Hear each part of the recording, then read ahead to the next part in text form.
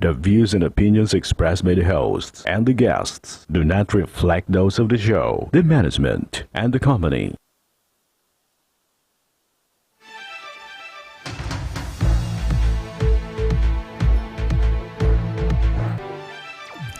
Magandang hapon sa iyo, partner. Live na live po tayo ngayong araw ng Miyerkules para magbigay ng serbisyo publiko. Magandang hapon, partner. At syempre, magandang hapon sa ating mga masugid na taga-subaybay. Live din tayo napapakinggan sa 90.3 Radio Oragon, Sorsogon, 88.3 sa Catanduanes, 90.7 sa Legazpo City, at live na rin tayong napapanood sa ating YouTube account. Umpisahan na natin, partner, ang pagbibigay ng serbisyo publiko. Kasama natin ngayon si Brian Brinhino. Inireklamo niya ang nagpakilalang recruiter na si Cynthia Sherbo Tayo. Pinaasa raw siya na makakapagtrabaho sa ibang bansa, ngunit matapos siyang makapagbigay ng 35,000 piso o 35,000, hindi na raw niya ito muling nakausap. Magandang hapon sa iyo, Brian. Magandang hapon po, sir. Oo. Mari mo bang maikwento paano mo ito nakilala si Cynthia Tayo? Bali po, sir, sa pamagitan po ni Fernando, nag-post po siya sa Tobacco Job Hiring. Doon ko po siya nakilala. So, social media? Opo. Bali po, naka-chat ko po si Fernando, tapos rinipir niya po ako kay Cynthia. Okay. Tsaka po, doon na kami nagka-chat ni Cynthia. Tapos pumunta po ako ng Maynila. So, saan kayo nagtatransaksyon ni Cynthia? Sa social media ba o personal? Sa Messenger po. Messenger. Nag-chat po kami dalawa. Taga saan ba itong si Cynthia? Ito po si Cynthia, taga Sugad po ito. Sugad ng? Malinaw po. Malinaw. Ngayon po, hindi na siya umuwi diyan. Ah, ito. Nasa na siya? Ito si Cynthia. Okay. Yan pala si Cynthia Tayo na inireklamo. Baka naman nakumbinsi ka kasi nakita mo yung picture ni Cynthia, Brian. Hindi, maganda kasi yung mga paliwanag niya eh. Personal mo bang nakausap or nakaharap itong si Cynthia? Nakaharap ko po siya, sir, nung pumunta pa ako ng Maynila. Sa Maynila? Opo. Nagkita kayo? Nagkita po kami. So doon na kayo nag-final na transaksyon? Yung transaction namin doon, sir, bali po, yung requirements ko lang po na kinuha dito. Sinabit mo sa Sinabit kanya? ko lang po Kompletong requirements? Opo. Okay.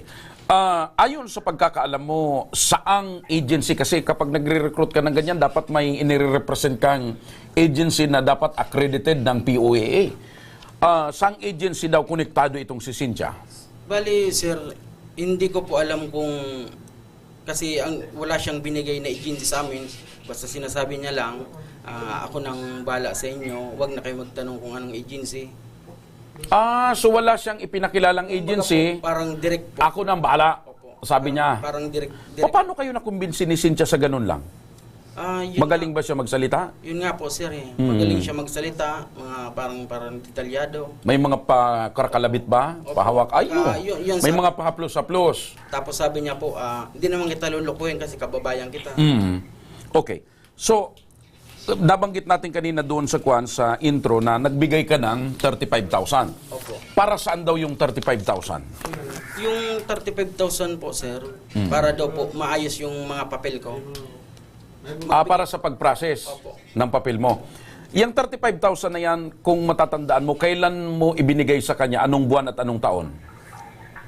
Binigay ko po, sir, yung 35 nung nakaraan taon pa po. Mga anong buwan? Bali, Pakilapit lang po sa... Mga anong buwan mo ibinigay? Last year. Di ko matandaan na, sir, kasi matagal na eh. Isang taon na eh. Kaya, pero mga ganito rin, mga Marso, Abril. Nandito po, sir, sa akin. Sige. Basta nung last year. Opo. Okay. So, nung makapagbigay ka ng 35,000, anong sabi sa'yo? Maghintay ka na lang. Opo, maghintay na lang daw po. Ng tawag, ng chat niya. Opo. Okay. So, gaano ka katagal naghintay na matawagan ka or kontakin ka uli ni Cynthia? Bali, sir, hindi naman siya nagkukontak sa akin. Ako na lang po ang nagkukontak sa kanya. Kung kumusta ko, kung ano na yung papel ko. Anong sagot niya? Ang sinasagot niya, maghintayin na lang daw po ako. So, lagi kang... Pinapaasan na lang po. So, laging ang sabi niya, makinig ka ng kantang basta't maghintay ka lamang. Maghintay ka lamang. Okay. So, habang naghihintay ka, mayroon pa ba siyang mga pinagawa sa iyo na proseso or mga requirements na pinapahanda? Bali po, kumuha po ako ng yellow card. Mm. Pinakuha po niya ako para in case na dumating na daw na magpa-plate na ako, kailangan nyo. Ayun. Okay, so magandang hapon sa iyo, Brian. Ito nga po. Oo.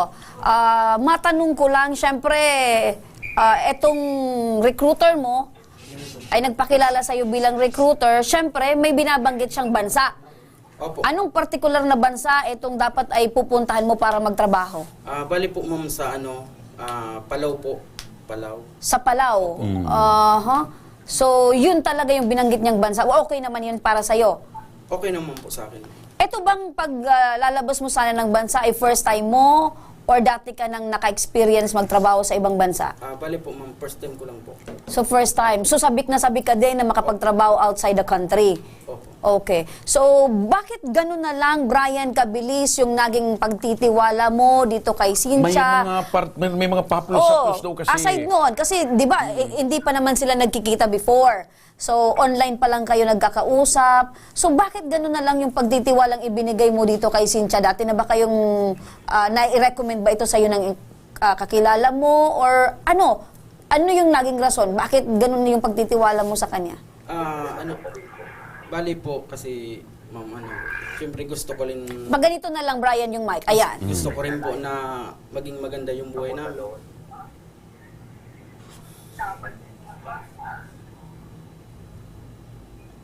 Sige lang.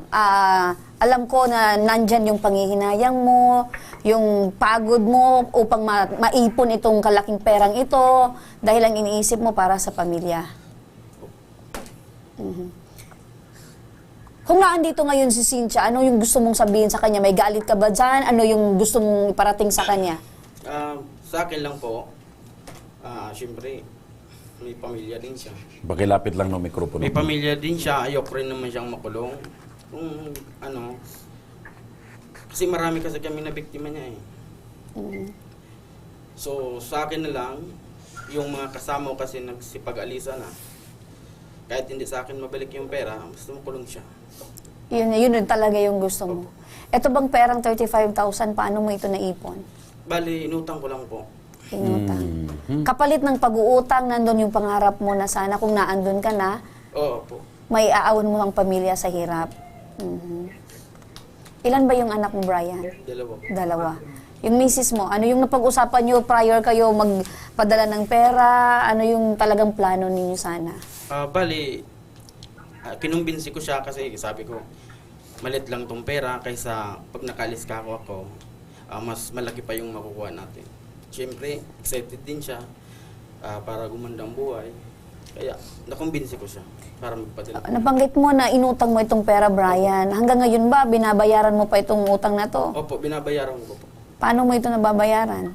Bali, pag nagsahod po ako, minsan binabayaran ko 500, minsan hindi. Kailan ka nagdesisyon na eto na, gusto ko na mag-ibang bansa, gusto ko munang iwan kayo pansamantala, itong pamilya mo, dahil ang iniisip mo, magkakaon kayo sa hirap. Kailan ito na nagpumasok sa isip mo na gusto mo nang magtrabaho? Pangarap ko rin po talagang makapunta ng ibang bansa kasi nakita ko sa ibang tao na umasasinso sila. Kaya yun, nakita ko yun sa job hiring na post nila, nainganyo rin po ako. Kaya, kasi sila nang maglalakad ng mga requirements. So, nakita mo ito job hiring online. So, eto ba si Cynthia ay una mong nakausap na recruiter or aside sa kanya, meron pang nag-inganyo sa'yo, iba? Bali po, may kasamaan din siya. Yun din yung tinatawag niyang mom niya po. Kumbaga, pag tumatawag ako sa kanya, inire-refer naman ako sa mom niya po. Sa mom niya daw, pero hindi mo pa nakikita or nakakausap. Okay. So, eto bang si Cynthia ay naireklamo mo na matapos niyang itakas itong pera mo or ano yung ginawa mo nung malaman mo wala naman patutunguhan itong transaction mo kay Cynthia? Bali po, ma'am, nung yung mga kasamahan ko po, pumunta po kami ng Maynila, nagreklamo po kami sa isa rin pong radio station po. Pinagawan kami ng sulat, mga pangalan. Tapos wala naman po nangyari. Kaya dito ka lumapit sa amin. Tapos yung iba pong kasama namin, pumunta po doon sa kay... Opo. Tapos sinamahan lang po sila sa NBI. Tapos nag-file sila. Yung sabi ng staff, yung mga nasa probinsya daw po, dito na lang daw po mag-file. Ayan. Ng reklamo. Okay. Reklamo. So, malakas yung paniniwala mo na etong si Cynthia ay mapapanagot natin. Opo. Okay. So, last ko na lang tanong, kasi sabi mo, tinakas na ni Cynthia yung pera. Paano mo nalaman na eto na, talagang naloko na ako? Paano mo natanggap ito?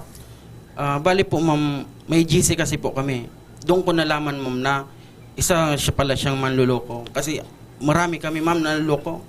Siguro mo Rollis 20, ganyan. More or less 20 Opo. na mga Pilipino ang naloko nitong si Cynthia. Opo. Opo. Pero ilan kayong mga Bicolano?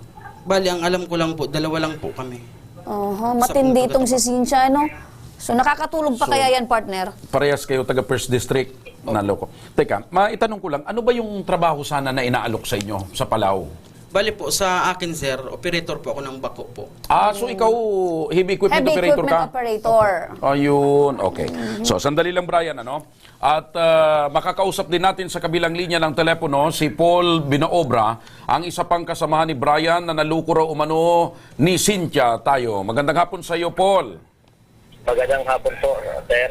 Opo. Paul, matanong ko, ano naman yung naging usapan nyo ni Cynthia? Kasi itong si Brian pinangakuan na papunta ng Palau at maging heavy equipment operator. Kayo, ano naman yung usapan nyo ni Cynthia? Parang parehas din lang yung ano namin po ni Brian, sir. Parehas din yung sinabi ni Cynthia. Saka yung, siyempre po, nagtiwala kami kasi gusto namin makawal yung pamilya namin sa hirap eh. Ikaw, taga saan ka, Paul? Taga-Tabaco po ako, sir. Taga-Tabaco. Opo. Okay. So, saang bansa ka naman sana gustong dalhin ni Cynthia? Palau po. Palau din. Heavy equipment operator din. Hindi po.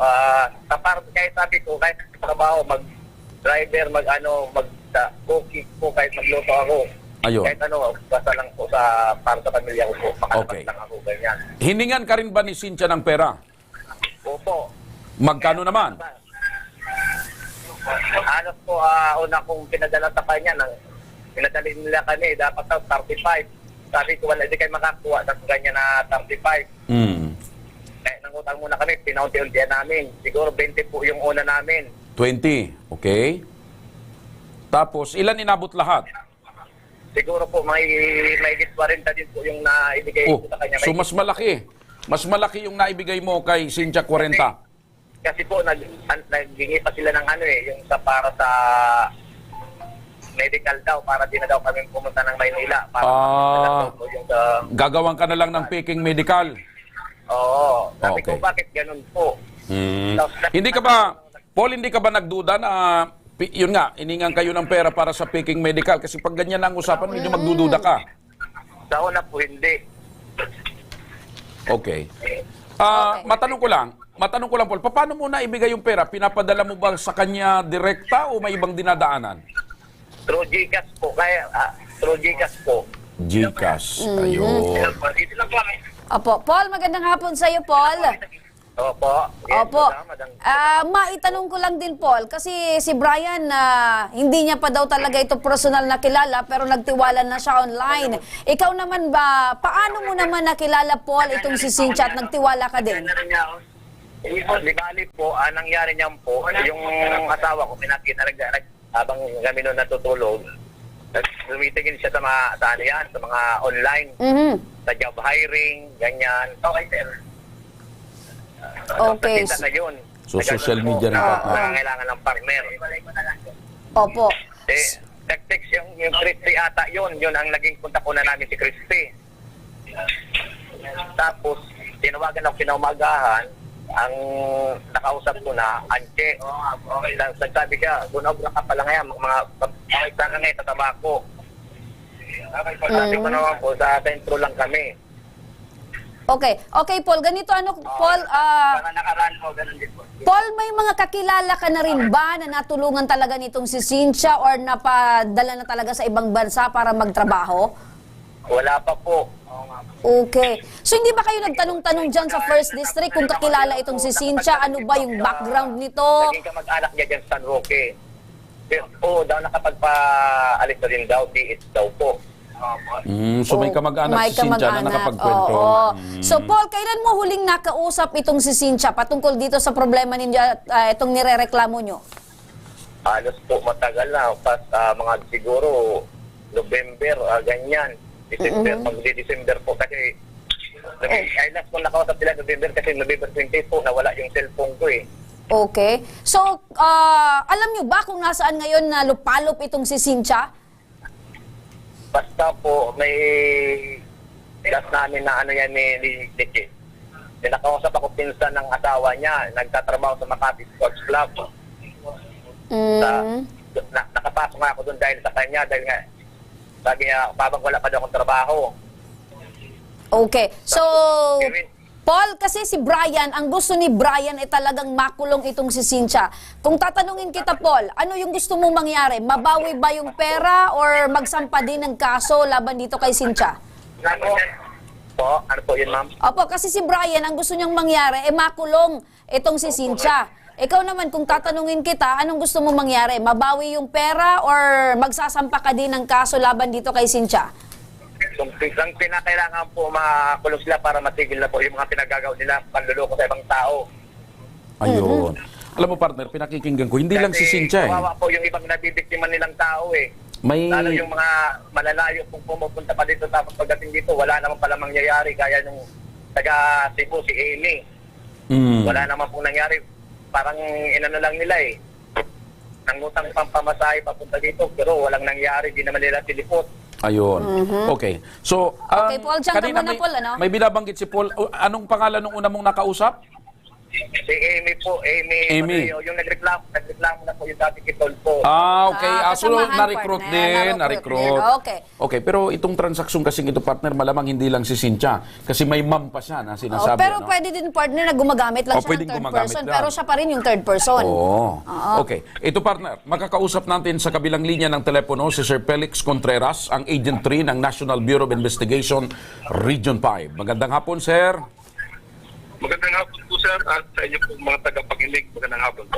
Opo, napakinggan po ninyo, sir, yung reklamo po ng dalawa nating kababayan, taga First District ng Lalawigan ng Albay.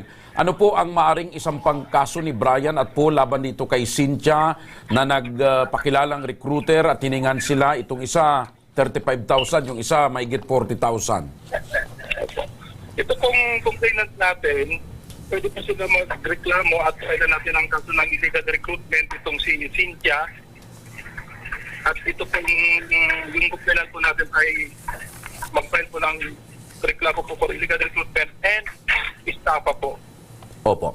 May tanong ko muna kay Brian. Brian, yung pera, paano mo na ipadala kay Cynthia? Bali po, sir, yung 10K po, GCash. Sa yung- pangalan niya? Hindi po. Okay. Ibang pangalan po. Okay, Tapos, kasi kaya ko na itanong yan kasi yun yung tanong kong sunod kong tanong kay Sir Felix. Sir, masasampahan ba ng kaso Cynthia kahit hindi personal na sa kanya ibinayad yung pera sa ibang pangalan katulad nito, GCash? Pwede po sir, kasi yun na nga, may ebidensya naman sila na meron sila mga conversation sa Messenger and isang complainant natin ay pumunta pa ng Maynila at na-meet niya doon. Ito mismo nagre-recruit na si Cynthia. Opo, opo. So, ebidensya na doon yung mga pinadala nilang pera through courier, yung resibo po nun ay ebidensya na po yun. Ayun. Kay Cynthia. Opo. Sir Felix, magandang hapon po sa iyo. Good afternoon po, ma'am. Opo, Sir Felix, sa mga ganitong klase pong reklamo, ano po ang madalas na nangyayari kapag nasampahan na po ng kaso ang illegal recruiter? Pagka nasampa na po ng kaso ng illegal recruitment, itong illegal recruiter, definitely po, dadaan po yan sa Fiscalya for preliminary investigation and Fiscalya po ang mag-determine kung may sufficient empathy yan para nga ihabla sa korte itong si Cynthia ng illegal recruitment. And in case po, mag-transfer ang kaso natin po illegal recruitment sa Fiscalya at sa korte, doon na po yan masisintensyahan itong illegal recruiter ng kaukulang parusa po sa kanya. Opo. Ano po yung maaaring asahan na proseso po ni Brian at itong si Paul para sa nais po nilang pagsampa ng kaso? Kaya na po, pumunta po sila dito sa aming opisina sa NBI Legazpi para kami na po ang maghain ng mga papeles na kailangan na para sa pag-file nila ng kaso. Kami na po ang mag-gather ng mga ebidensyang kailangan, yung coordination po sa POEA, hihingi po kami ng certification kung ito nga si Sitya tayo ay licensed recruiter ng POEA para mag-deploy ng mga tao, ng workers sa abroad po. Opo. So with that po, Sir Felix, sasamahan na lang po namin ito pong si Brian dyan po sa inyong tanggapan para po formal po silang makapaghain ng reklamo laban po dito kay Cynthia. Okay po, sige po. Opo. Maraming salamat po, Sir Felix Contreras, ang Agent 3 ng National Bureau of Investigation Regional Office 5. Mabuhay po kayo dyan sa NBI. Ayun, partner. Laging handang tumugon at umalalay sa mga kababayan natin. Thank you Ayan. so much, sir. Thank you. Okay, matanong ko lang si Brian. Brian, may picture ba kayo ni Cynthia nung nagkita kayo? Hindi ka nagpa-picture? Hindi po ako nag-picture sa kanya. Next time, it could help kasi eto talaga, nagkita kami ni Cynthia, partner. Oo. Okay. Huwag ka mag-alala, Gaya Brian. kay partner, pag merong kasama si partner na kamiting, nagpapapicture talagang ako. nag-selfie yan si Oo. partner. Ang hindi lang ako nagpapapicture noon pag nasa loob ako ng new house. Ayan, Brian, huwag kang mag-alala, partner. Partner, Brian. Brian. Huwag kang mag-alala kasi sasamahan ka namin at aalalayan ka ng aming team sa opisina ng NBI Region 5 para ang iyong kasong isasampalaban dito kay Cynthia ay mangyari na. Ganon din si Paul. Paul, huwag kayo mag-alala. Aalalayan ka namin, ha? Sasamahan namin kayo ni Brian sa NBI. Ay, sir. Oh. Sir, may tanong lang po ako. Kasi Opo. po, sir, nasa Maynila po ako, sir. Nasa Maynila. Opo. Hindi naman ako makakawid dyan para makabayang si Brian. Yung asawa ko po, willing naman siyang samahan. Sige. Ayan. Sige. Pwede naman, through Pwede naman. representative. Opo. Pwede naman. Asawa Sige. naman yun. Makikipag-coordinate na lang kami sa iyong asawa, Paul, ano? Opo. Okay. Okay. Brian, matanong ko lang, ano yung lesson anong lesson Natutunan learned? mo? Oo, So, dahil siguro- dito sa pangyayari. Siguro po, so yung gustong magpunta ng ibang bansa, mas maganda po yung doon na sila sa POA. At saka, paulit-ulit yan na pinapaalala ng POA. Bago kayo makipagtransaksyon sa pag-abroad, i-check nyo muna kung yung agency nila ay accredited, correct. licensed, lalo na yung kaharap nyo. Oo, at huwag magtitiwala doon sa mga promise na suntok lalo sa na buwan. kung may mga pahaplos-haplos lang. Matibag Naiiyak ka kanina. Bakit yun, Brian? Nangihinayang ka sa pera, yung pagtitiwala. Hindi, yung kanya kasi partner, yung expectation niya na pag nakapag-abroad ako, mapapabuti ko yung Meron buhay ng bang pamilya ko. pagsisisi doon sa asawa mo na parang, ganito, nag-away na din po ba kayo dahil dito sa perang ito? Di naman po kami nag-away. Sinasabihan ko na lang siya na sabi ko nangyari na to. Oo. Wala tayong magagawa. Okay. So, naintindihan ka naman ni Mrs. Opo. Yun ang pinaka-importante. So, sasamahan kami namin, Brian, ang team namin, alalayan kayo hanggang sa makapag-file kayo ng formal na reklamo sa NBI. Nangako naman yung NBI na tutulungan kayo. Opo, sir. Maraming salamat. Kaya, Cynthia, ha? Cynthia, tayo, ikaw na lang eh. Ikaw na lang, ha, Hindi na Cynthia? tayo dyan, Oo, ha? pero may kasabihan, partner, na kung ngayon man ay nakaligtas ka, aabot yung oras Hindi ka makakapagtago. at hindi ka namin tatantanan. Sa pagbabalik ng Ako Bicol Tabang Ora mismo, isang mangingisda ang naputulan ng binti dahil sa sakit na diabetes, ating natulungan. Kaya mga ka-aksyon, huwag kayong bibitaw dahil magbabalik pa ang Tabang Ora mismo.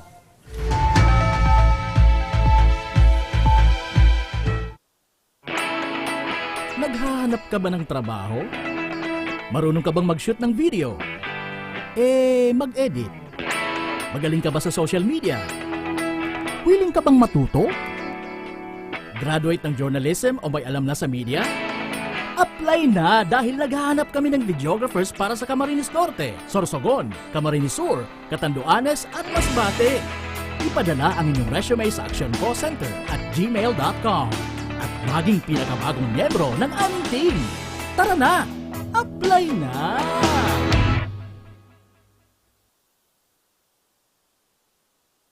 Nangunguna pa rin sa pagpapagawa at pagpapaayos ng mga kalsada sa buong Kabikulan, mga panturismong infrastruktura, Kaya salamat sa Ako Bicol, tadakulan ang tabang digdi sa muya. mga paaralan at mga gusaling kapakipakinabang. Maraming salamat, Ako Bicol Partiles. Marami pong salamat. Mahigit isang dekada ng naninilbihan, Ako Bicol, katabang na, kasurug pa. Hindi rin nagpahuli sa pagtugon sa mga pangailangan ng ating mga healthcare workers at mga frontliners. Sa simula pa lang nitong pandemya, Hanggang sa ngayon, walang humpayang pagtulong. Ay, nagpapasalamat po ako sa pagtaunin tabang hali sa ako Bicol Party List. Papasalamat kong dakula sa duwang congressman. Tayo nakakatabang sa muya sa gabi. Maaasahan, Ako Bicol, katabang na, kasurug pa. Tucked away in the province of Albay, known for its perfectly shaped Mayon volcano, Misibis Bay Resort, a locally owned 5-hectare private island resort. The resort is ready for all those looking to balance tranquility and adventure. This tropical destination is where guests can either choose to relax under the palm trees or have an adventure under the sun.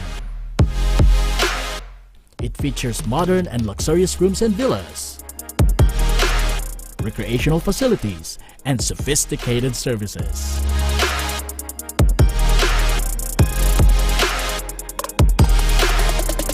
Come and experience Misibis Bay Resort, your tropical island getaway.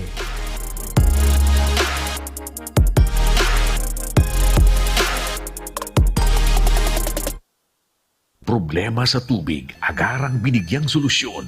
Nagpatayo ng mga solar-powered water supply system sa mga liblib na lugar. Libre, malinis at maaasahang supply ng tubig 24/7. Dakulaon ng pagpapasalamat niya mo. Dahil may kamalilinwan habang kami nabubuhay. Dakulaon nining tabang para sa gabos na tao digdi. Salamat po. Para sa ating mga kababayang nasa laylayan, Ako Bicol, katabang na, kasurug pa. Nagbabalik mga ka-aksyon ang tabang ora mismo. Ito partner, nakaraang buwan lamang ay dumulog sa ating programa ang anak ng isang mangingisda sa Pilar, Sorsogon para humingi ng tulong sa gamutan ng kanyang ama na naputulan ng binti dahil sa sakit na diabetes. Kung ano ang kanilang natanggap na tulong, panuorin natin sa kwento ni Aika Ferry. Sana maging malakas ka pa.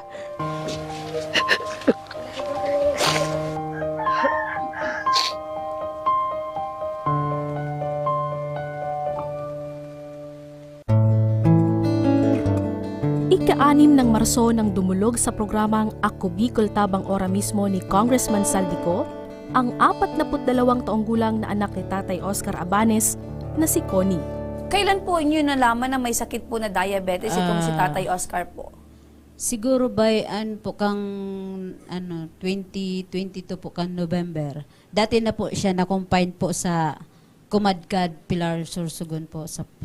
Tapos po, na-confine siya. Pag luwas niya po, na-discharge siya, yun na po, magrabe na po siyang complication. Dati na po siya talaga may diabetic po. Ako na lang po kaya tabang kay Papa. Wala man po ako financial. Bakit po? Sakripisyo po.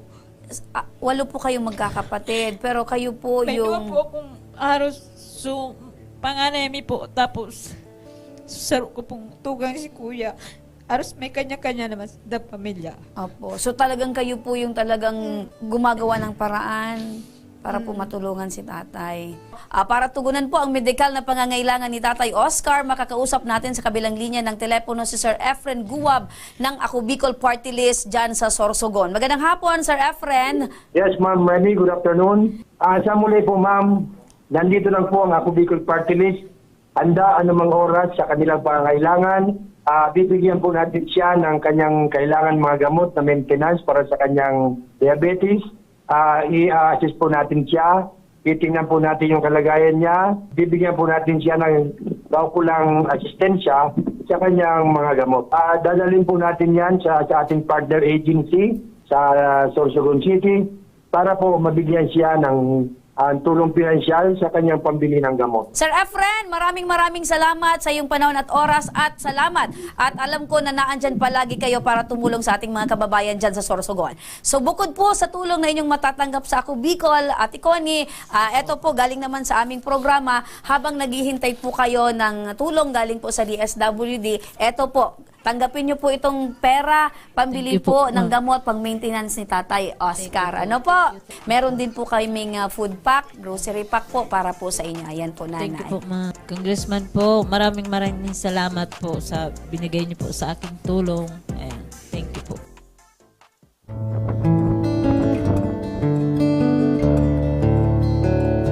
Isang ulirang ama at napakasipag na mangingisda. Siya ang nakilala ng Tabang Ora mismo team mula sa bayan ng Pilar, Sorsogon. Tara at samahan niyo kaming alamin ang kwento ni Tatay Oscar.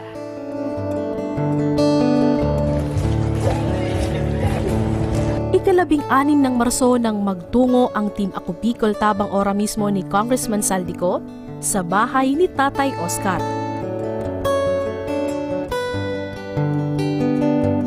Hello po. Good morning, ma'am. Pagdating namin sa bahay ni Tatay Oscar, ay dito na namin nakita ang kanyang kalagayan.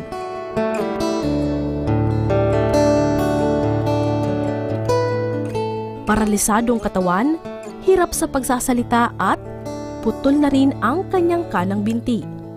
Dahil naman sa pagkakaroon niya ng sakit na diabetes. Stroke. Tapos dinala namin sa Kumadkad. Doon namin na siya, confine. Ang sabi nga doon, na daw, meron daw siyang diabetic kasi mataas daw yung blood sugar niya. Siyempre, kami yung maintenance niyang gamot na binigay doon. Medyo na parang nahinto ko yun. Kasi yung mga anak ko naman, wala naman sa akin na ibibigay. Nahihiya naman ako kasi sabi ko, yan naman yung lagang sinasabi nila. Na wala wala daw pera, lalo na yung mga asawa nila. Ngayong walang maayos na hanap buhay ang kanilang padre di pamilya, ramdam nila ang kakapusan sa buhay. Dagdagan pa ang samot-saring gamot na iniinom ni Tatay Oscar.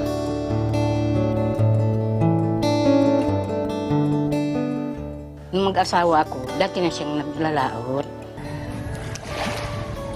Pagdating niya, aalis na naman siya. Paghahanap buhayan niya.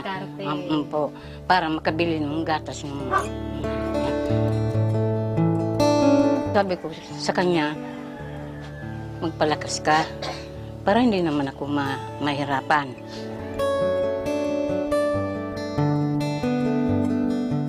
Sariwa pa sa alaala ng pang-apat na anak ni Tatay Oscar ang kasipagan ng kanyang ama.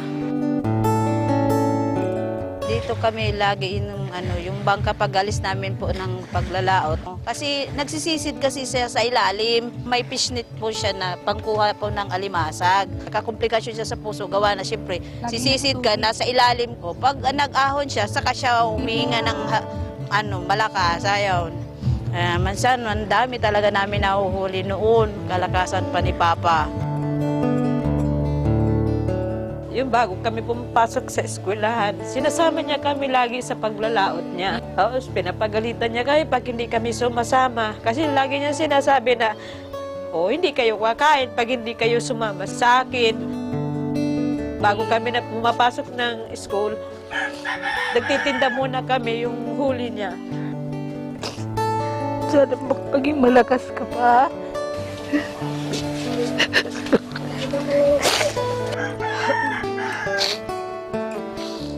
Yung nabigay po sa amin ng tulong ni Congressman Saldico, nakabili po kami ng gamot po, yung maintenance po ni Papa. Nagpapasalamat po ako sa tulong na binigay niyo po. Malaking tulong po sa amin.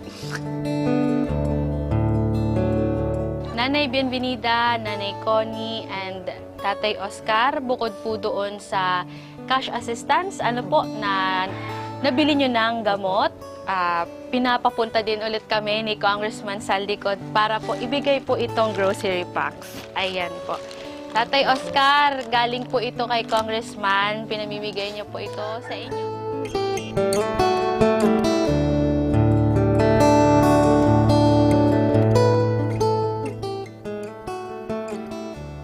makapagbigay pag-asa at saya sa mga Bicolanong nasa laylayan ng ating lipunan ang siyang araw-araw na misyon ng programa.